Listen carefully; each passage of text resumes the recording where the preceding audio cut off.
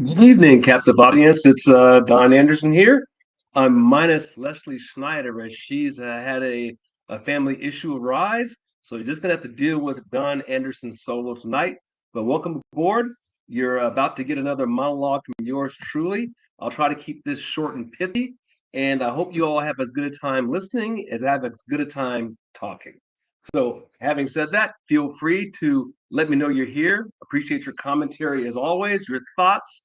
I'll be looking on as I wrap into this monologue, and that's what I will start with. So, this very first monologue will basically be my covering a rant that I just did recently, probably a month or two ago, around the public school, and I'll call it the evasion of performance objectives.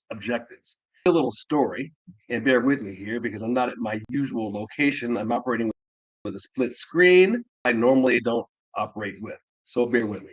So I just sent you a link if you'd like to read that rant, but let me give it to you from a verbal perspective first. Hey, Lori, thanks a lot for showing up and let me know you're there. So an epiphany that I had, this is probably about 30 years ago.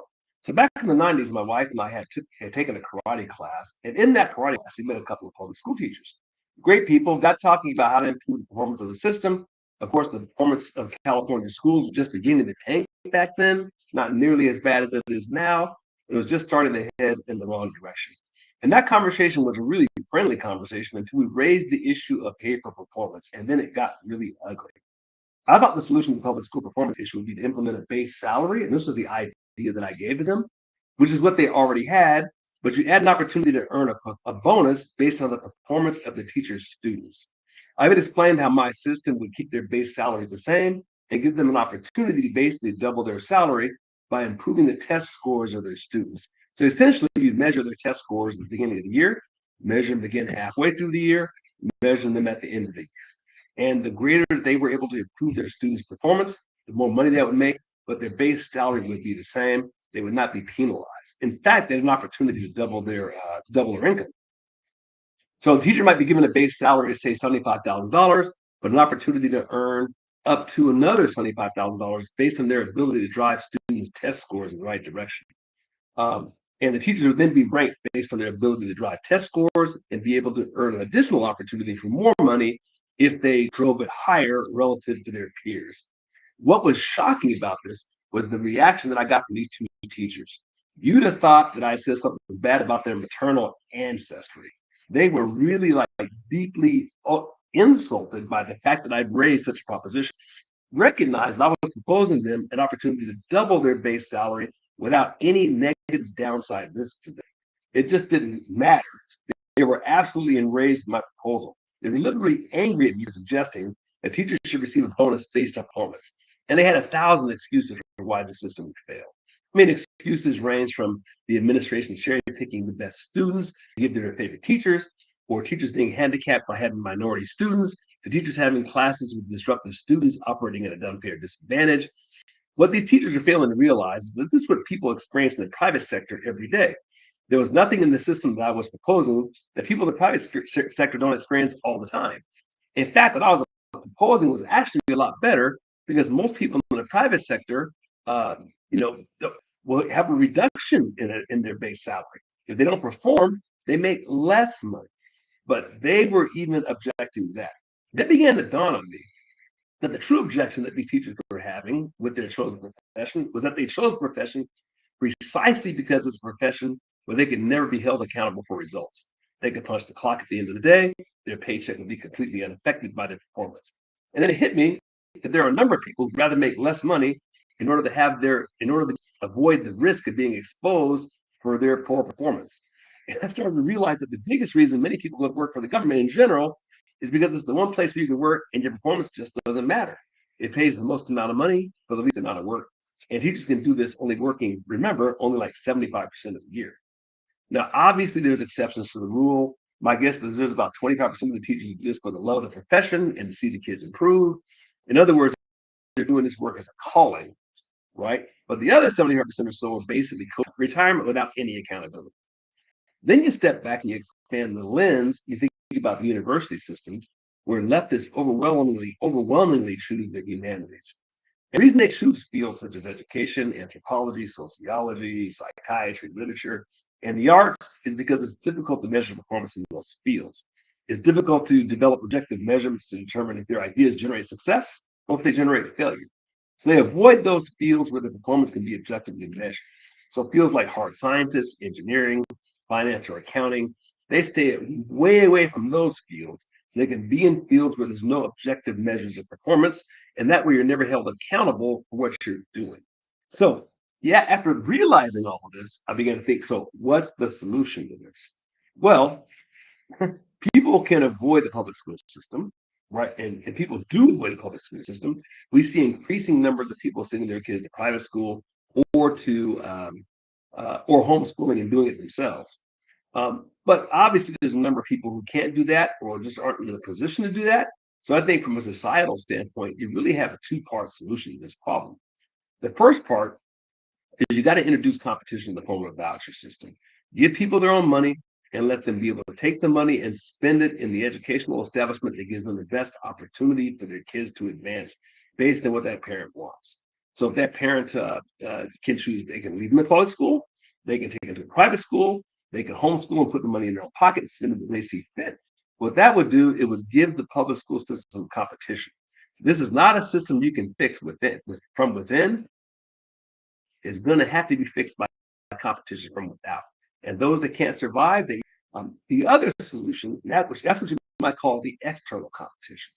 Then the internal competition will be some form of an incentive pay for performance system, like I just described, because that would do is encourage people to want to go into the profession, because then they could really work towards improving the lives of their students and then being compensated for it.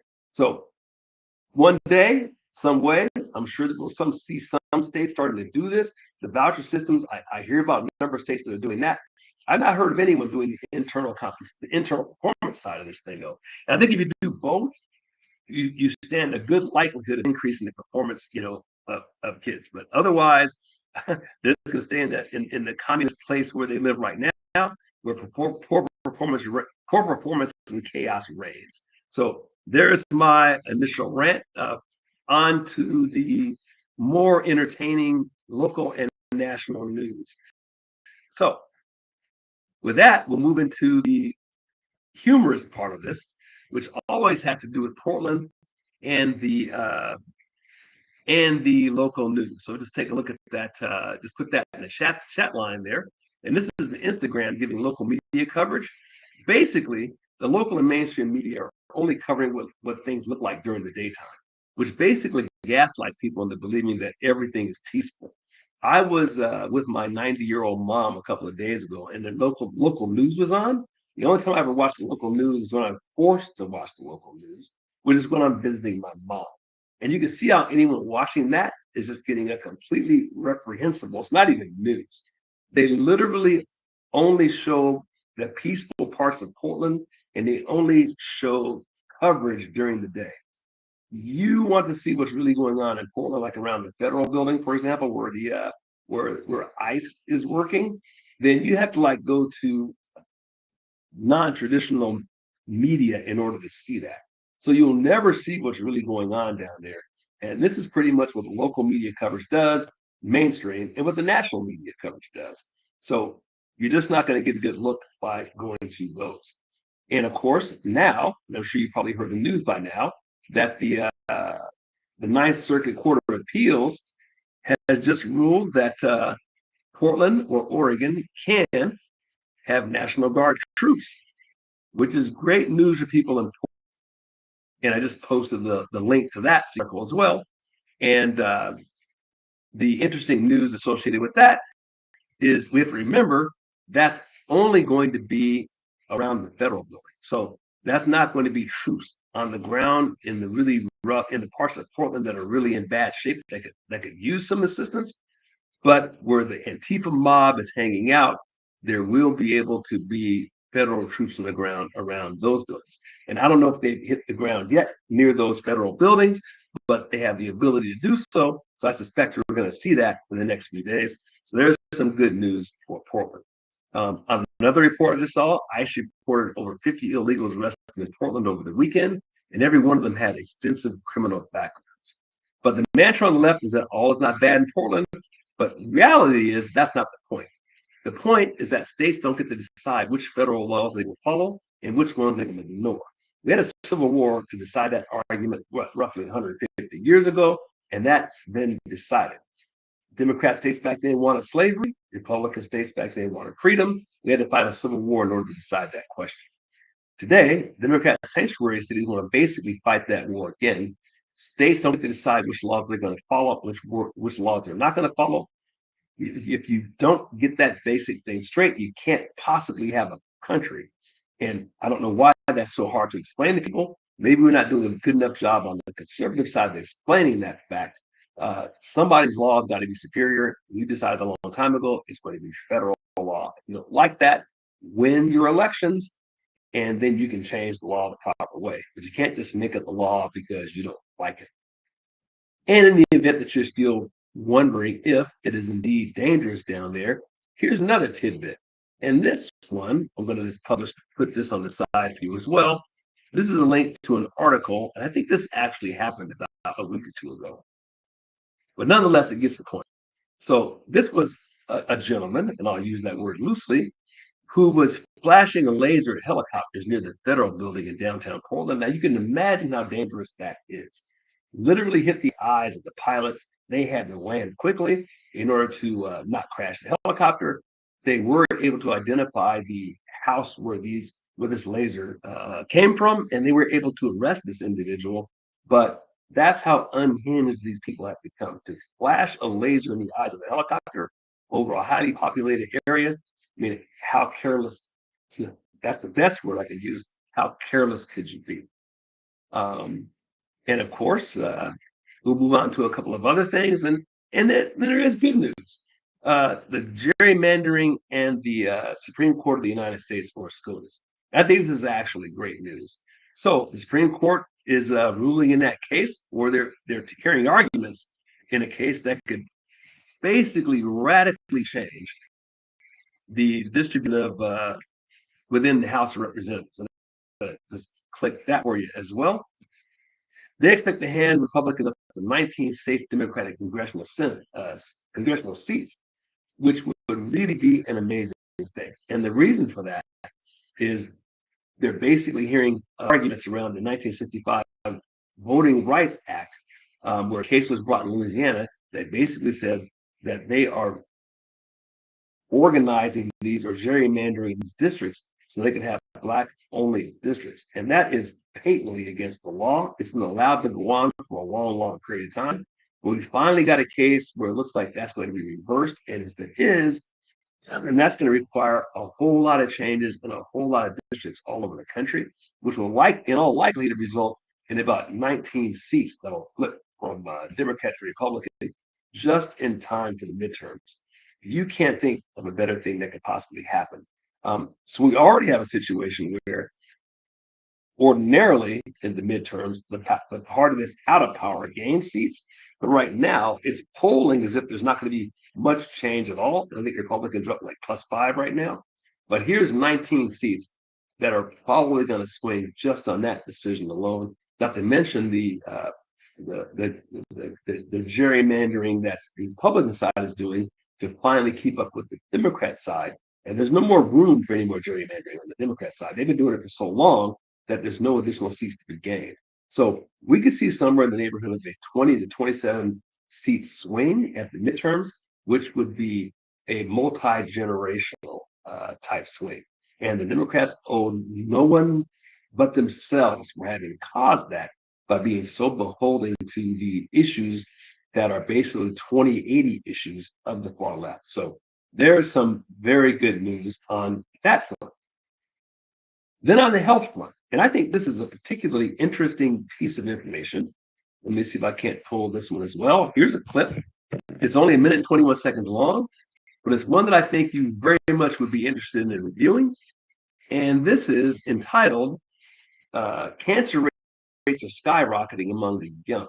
Now, the only thing that's good about this is the fact that it's actually even reported. And this is an excerpt from an interview that was done on CNN.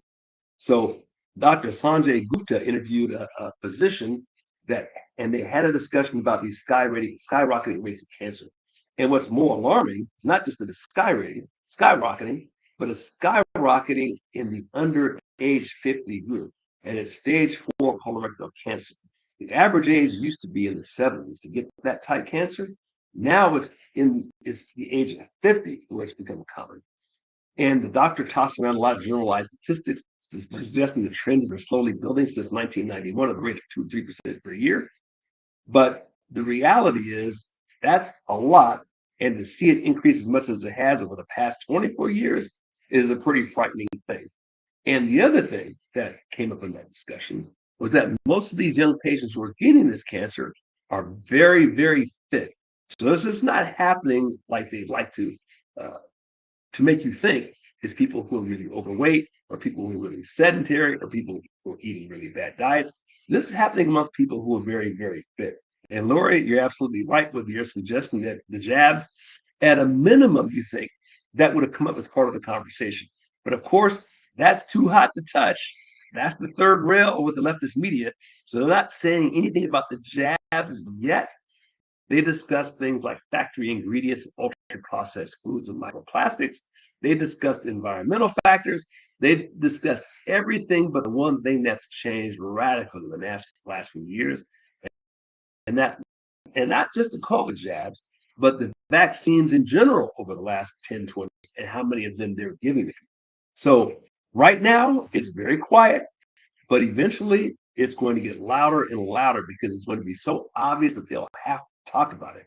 So the fact that it's being talked about on CNN, by the way, of all places, is pretty encouraging. I mean, bad news that it's happening, great news that the news is finally getting out, and we get some honesty and integrity back in the national stage. Yeah, I hear you. Stay as far as the truth as they can.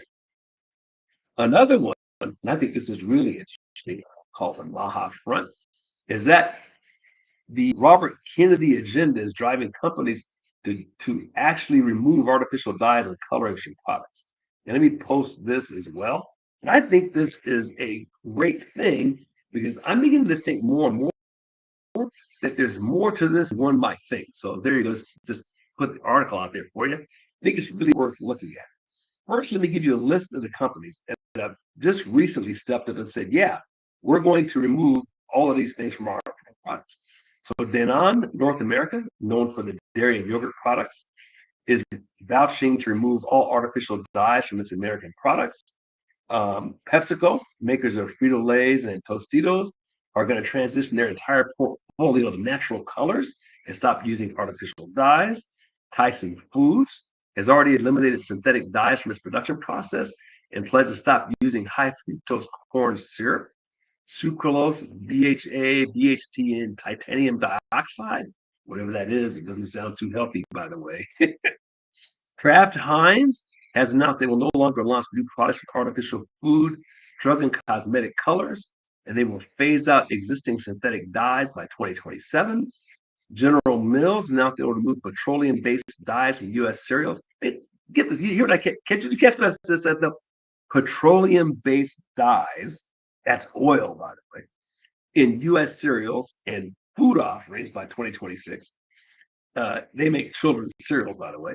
Nestle, as it was releasing a timeline to eliminate food coloring from its U.S. food and beverage portfolio by 2026. ConAgra to eliminate artificial colors from its U.S. frozen foods by 2025. Smucker reported eliminating artificial colors from its consumer food products by the end of 2027 and ensure that all food sold to K through 12 schools, you got that, I said K through 12 schools, are dye-free by 2026. Campbell Food plans to announce removing all artificial colors from its food and beverage products by mid-2026. So I'll stop right there. I just given you a laundry list of major American brands, pretty much every one of whom you've heard of. And the question you have to ask yourself is, why were they putting this garbage in our food in the first place? Yes, we know the reason is because the food lasts longer on the shelf, which means the profit margins are going to be greater. The foods are going to look prettier, so people are more likely to buy it. But none of this stuff's been tested in human beings. You mean to tell me for the last 30 or 40 years we've all been guinea pigs? I'm sure the answer to that question is not what we want to say, but it's a resounding yes. And I might make this personal plug, and this is just from a personal experience thing. So take this for what it's worth. I don't have any science to support this, and I may have spoken to this at the last podcast that we did, but I've been kind of running my own personal experience in terms of what I'm putting in my body and how I feel.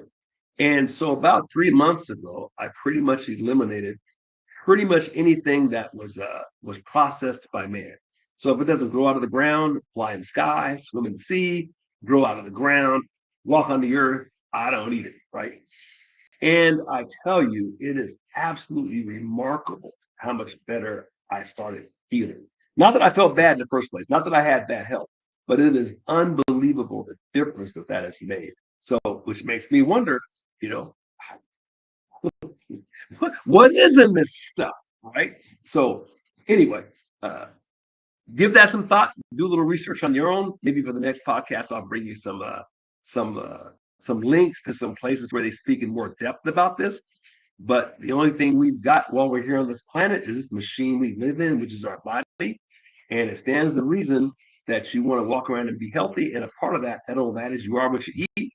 We've heard that. We've heard it our whole lives, but maybe that's more meaningful than we've given it credit for. So, in any case, thank you, RFK. Thought you all enjoy, that little bit of knowledge. And then the last thing, and I'll kind of close on this one, and that's this surge in religiosity, because I think this is just so important.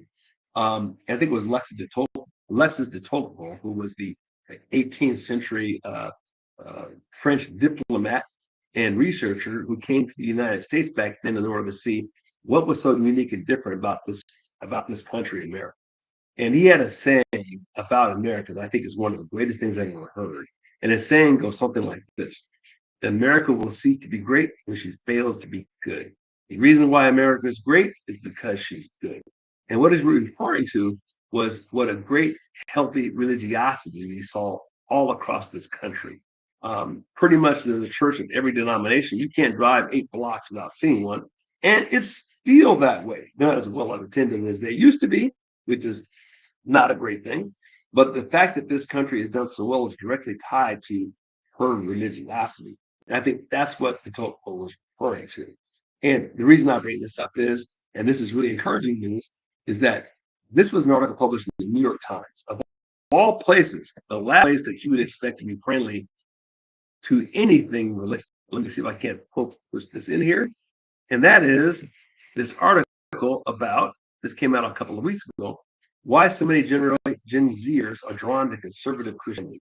Now, the article itself, if you read it, it's not that the New York Times knew about it. They were not, right? But the fact of the matter is there's been a huge revival of religiosity in the Generation Z folk. And probably a lot of that was accelerated. There was already a trend. But when the radical left decided to start assassinating people like Charlie Kirk, that, as it turned out, was something that accelerated the trend. And this is a really great thing, because if that generation becomes good, then in the words of Alexis de Tocqueville, America will continue to be great. And on that note, I think this is a good opportunity to close this rather short podcast, but I hope you've all very much enjoyed it. I always enjoy speaking to you all. It's more fun when Leslie's with me, but it's always great to bring you all some good news as well. We've got a lot of headwinds we got to face. We still got to fight, but things are going the right direction. So you never get tired of winning. So let's just keep on winning. Thank you all. I appreciate you all spending the evening